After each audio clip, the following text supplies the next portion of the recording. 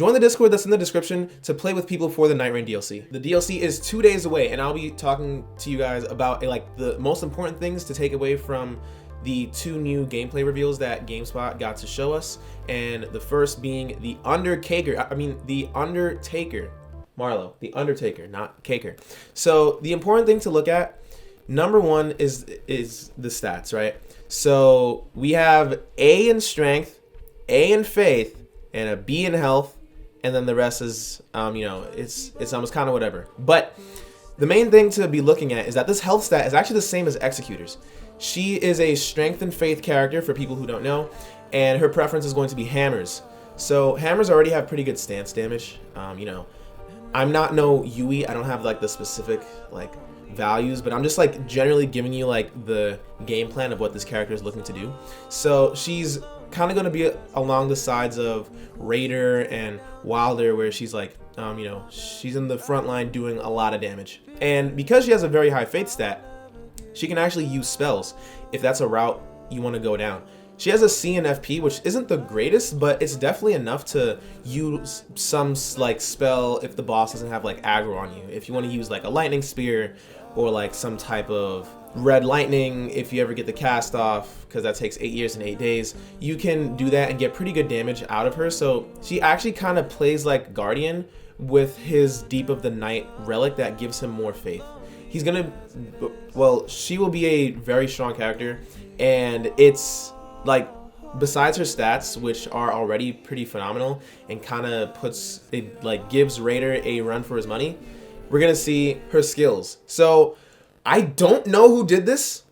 Maybe Ishizaki likes to have DLC treatment for his characters, but her passive is Confluence. What this does is you can use your ultimate when your teammates use their ultimates. Like, you get your full ultimate charge back for a brief window. You'll see that the character will glow purple when she has her ultimate from this passive. But this is crazy. Marlo knew it was crazy. That's why he spread his wings. And for people who say he's a stuffed animal, I'm going to beat those allegations right now. You see him blinking. This is going to be crazy because not only can you chain this together with other people's ultimates, because there's a world where you have an Iron Eye and a Wilder. You use the Mark with the Iron Eye. He pops his ultimate, right? You get your ultimate with the Undertaker and you pop it, right? And then the Wilder, he uses his ultimate. You use your ultimate again. And then you still have your same ultimate charge that was independent from your passive. Meaning, if your ultimate charge was already max, and then a teammate uses their ultimate and your passive procs to where you can use your ultimate, that charge is independent from your actual ultimate charge. So TLDR, you can use your ultimate twice, with a person using their ultimate only once on your team. But on top of that, Yui actually did some pretty great detective work. I don't know how he did it, but he deduced that you can also get your ultimate from when you dodge boss grabs. So think of the Bell-Bearing Hunter doing his grab that hits you for 1,000,000 damage. It is theorized that if you use your character skill and then you dodge the grab, that will give you a free ultimate charge. So people who play solos like moi, you can benefit off of this even though you don't have a teammate. Which, if you don't have any teammates, join my Discord in my description, because we have great people there like Ace. I promise you, if you hit him up, he will carry you every time. He's the best recluse player I've ever seen in my life. So now for her character skill. It is called Trance. Hello. We don't know everything of what it does, but pretty much it gives her a improved dodge, kind of like the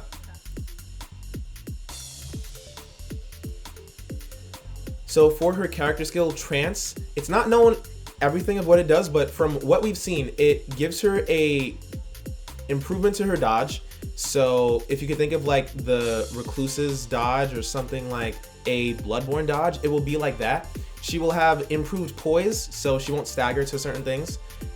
She will also have improved damage, and on top of all that, her regular sprint becomes as fast as a surge sprint. So you can conserve your stamina while still maintaining full speed while you're sprinting. And if you don't know how insane that is, you can be a lot more aggressive without having to burn all your stamina. And going into her ultimate ability is a really fast lunge, which unironically goes farther than Guardian. The character with no wings can fly further than the Guardian. I'm sorry to you, Brofades, but regardless, this is a very strong ultimate. It seems to be low-key, like in the same realm as the Wilder ultimate in terms of, like, you know, the damage as well as the stance damage. Of course, we don't know everything, but at the very least, we know that this is going to be a very good ultimate both for tracking as well as overall revive ability. It seems to do about 1 bar or so.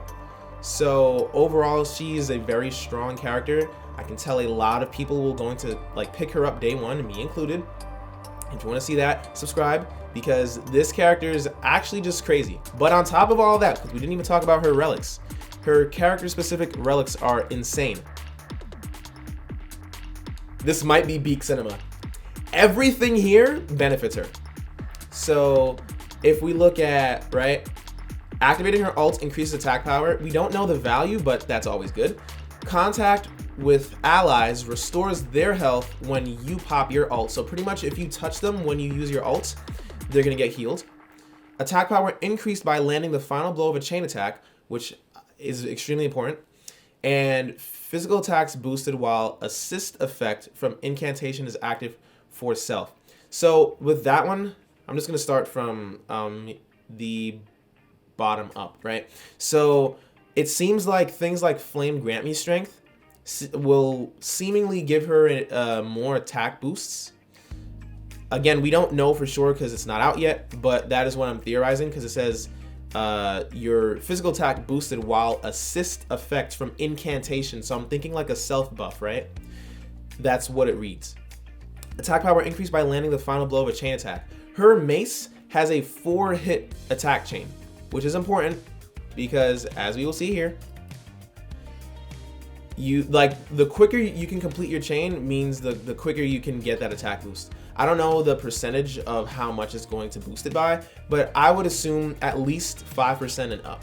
So if we take that for face value, 5% and up for all these boosts, that means that you should be getting a 15% boost on your car insurance if you get all these buffs active.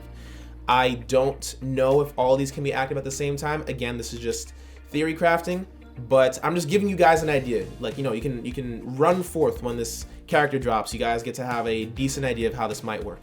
Of course, using your ultimate increased attack power, I think that should be a no-brainer, because that will also proc when your passive Confluence procs, and you get to use your ultimate because your teammate. And contact with your teammates restores their HP when your ultimate is activated, which again, I don't see how that could be a bad thing. I don't know how much health will be restored, but if you could think of something like the roar from the Executor when he pops his ultimate and how that heals your teammates when you have his relic on, I would imagine it's something like that. So overall, this character seems like she'll be getting a lot of attack buffs throughout the course of the match, and sustaining her and her DPS is going to be what makes the team really dish out a lot of damage. Keep in mind that, well, for right now, it doesn't look like you can have multiple like Undertakers use their ultimate and just chain back the ultimates infinitely. Of course, this would not coincide with Miyazaki's vision for wanting to make this game hard as shit. So that would be a no-no. Not Ishizaki or Miyazaki would want you to do that, but that'd be insane.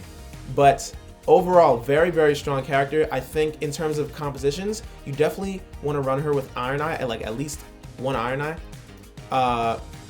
You definitely want to have either someone like a Duchess who can rewind the damage she does, pop the ultimate with Duchess to go invisible, and then use the ultimate again from the Undertaker, and then you rewind that damage. You can see how that's going to add up. Your stocks are going to go through the roof. Now for the Scholar, the character that will kill Revenant and any hope she had at being viable, because he is a dedicated support that actually has some really strong tools. For example, we're going to get into his stat breakdown. It's actually not that bad. He has a B in health, FP, and stamina. The FP and stamina is actually more than the Undertaker, so he's going to be able to throw spells around a little bit more, have a little more stamina compared to the Undertaker. But the most important thing is his S in Arcane. Remember when everyone used to clown me when I said that the Iron Eye could be ran with melee? Because they were like, oh no, we'll just use the Executor. I hope they're still watching. Because the S in Arcane is going to allow him to use things like the Rivers of Blood, which I also mentioned with the Iron Eye. He's going to be able to use the Eleonora Pole Blade to great effect, because again, S in Arcane. So he's actually going to be playing like a support Executor. Believe it or not, support Executor, right? Isn't that kind of insane? He only has a C in Intelligence and a C in Faith, so he's a little stupid despite his appearance. He looks a little scholarly. His name is the Scholar, but he's dumber than... His intelligence is on par with the Wilder, so, you know, you can infer what you want from that. He prefers thrusting swords, so he will have a different moveset from the thrusting swords, which is great already. I don't know how they're going to improve it even more, but regardless, pretty great stat spread. He's going to be wanting to use things like Bloodfly Incantation, Blood Raptor Talons, pretty much anything that has bleeding on it, slap it on this guy. For this guy's passive ability, Bagcraft is crazy, crazy, crazy, crazy. So this is going to improve the efficacy of your items. And on top of that, you'll be able to stack more items per slot. So for example, how Kukris can hold up to 8, now it can hold 16 in one slot. That means you can have 64 Kukris and throw them like Dio did to Jotaro. It's gonna be crazy. It's gonna, for people who understand the ball knowledge, you got me, just subscribe, right? So he's gonna be really, really insane because every time you use an item, he's going to improve his handling of the item. But what's really important to know is that things like fire pots, lightning pots, using a fire pot multiple times will just improve your pot ability across the board. So people who smoke weed, this might be the character for you, right? Throwing pots more often is just gonna increase all of them across the board. So I'm assuming that's gonna also work for the 4 types of throwing knives this game has, like, you know, the crystal darts, as well as, you know, the base throwing knives. Just using those more is going to improve his efficiency with all of them across the board. This is going to be a very, very like useful passive, and I'm theorizing, and I'm gonna make a build for him that will go live soon of a throwing build, just throwing shit at the enemy, right? And I think it's gonna be pretty strong. But for his character skill, Analyze, right? His Analyze skill, the closer you are to the enemy, the quicker this circle will be filled up. But pretty much what this is going to do, when this gauge is filled, you can either activate it on the person you're looking at, so like the enemy, or you can activate it on yourself. Now, if you activate it on yourself, you will get buffs. It's not known exactly which, like all of the buffs you can get, but we at least know that he's gonna get either some type of like defense boost, right? Depending on how long you scan an enemy, it will give you different tiers of buffs. So if you scan them, a level 1 buff will be giving you a stamina boost, whereas a level 3 buff will be giving you a shockwave that releases and explodes when a person makes contact with you. It seems like this also might give you a damage reduction, but again, we're not entirely sure. If you have a level 1 debuff on an enemy, it's going to reduce their attack power, whereas a level 3 debuff will make it so the next hit on them will be doing increased damage. So it's kind of like a Wilder effect. If you have him and Wilder, it might be like a 20% damage increase to the enemy if they're marked, and then you also have this effect proc on them, this debuff. So he's like very hard, dedicated support. I think he's going to be fantastic to slot into like pretty much any team comp. He will obviously work a lot better with group fights. So like these damn beastmen that I hate, the beastmen that I loathe, they should be a piece of cake now with his character skill. But for his ultimate, it's pretty cool. So it's going to chain every ally and every enemy that's in the radius together. So what that means is all enemies will share the same health, meaning that if you do a group fight, like, you know, the Beastmen, if you hit one Beastman, every Beastman will take the same damage that one just took. So it'll be very helpful for, you know, the Libra Everdark that I hate so much with all my passion and heart. It's going to be very helpful for any other group fight. And on top of that, when you have it proc on your teammates, and they're also chained together. When you heal, they'll heal. So you can think of like the Recluse ultimate, of how that's like pretty good sustain overall. So overall, he's going to be very good just in general for a team comp. But we didn't even talk about his character specific skills, because look right here. Look right here. So boom. Prevent slowing of character skill progress. The allies targeted by character skill gain boosted attack. Earn runes for each additional specimen acquired with the character skill. And continuous damage inflicted on targets threatened by the ultimate art. So for this one at the bottom, what I think this means so far, because again, it's not stated, but it seems like the enemies you target with your ultimate will be taking chip damage, like just for free, just extra damage.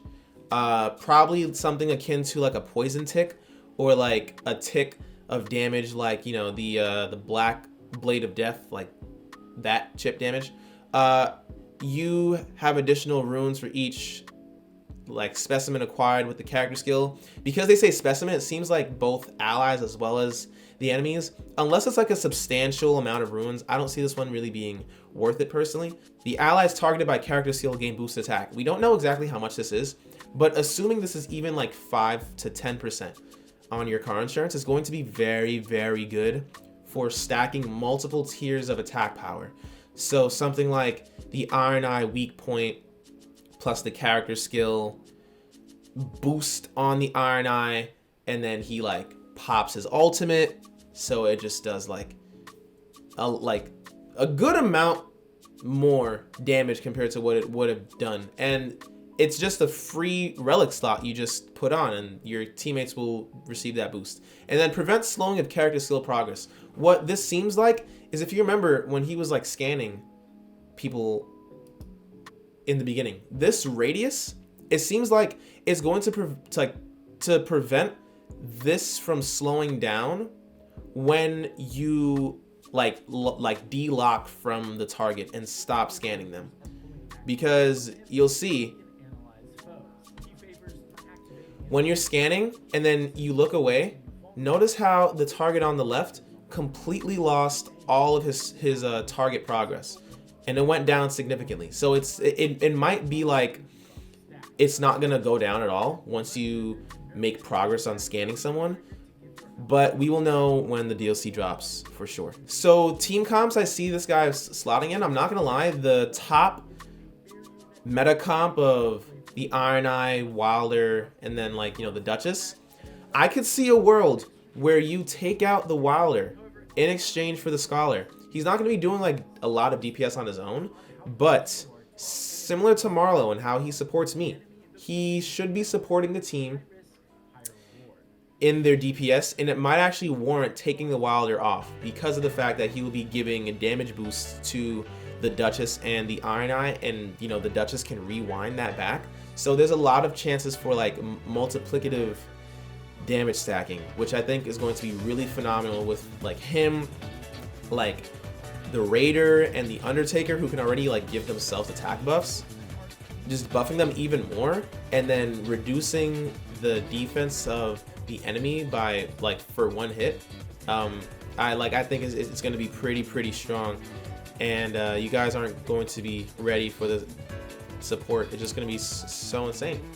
And this isn't related to the new characters, but for the DLC, the new Shifting Earth, Nightreign advertised it that it's just a new Shifting Earth, but according to GameSpot, who got to play it for 6 hours, they actually said it's a whole new map you fly into. Like, it's a brand new map. I don't know the size of this map, but apparently it's a brand new map, and it will be one you fly into.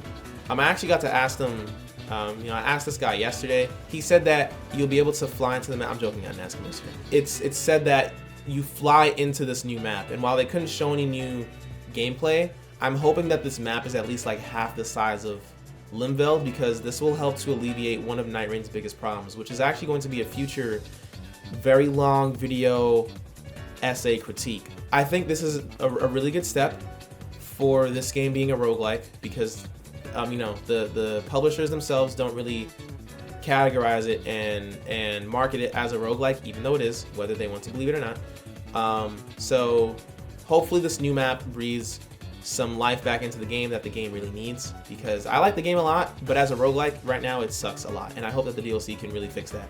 So if you guys would like to see more content, subscribe, like the video, hype it, all that great stuff, and let me know what costume you guys are going to pick for these characters, because Marlo said he likes the dark costume on the Undertaker. He might be a Gooner, I don't know, but only time will tell.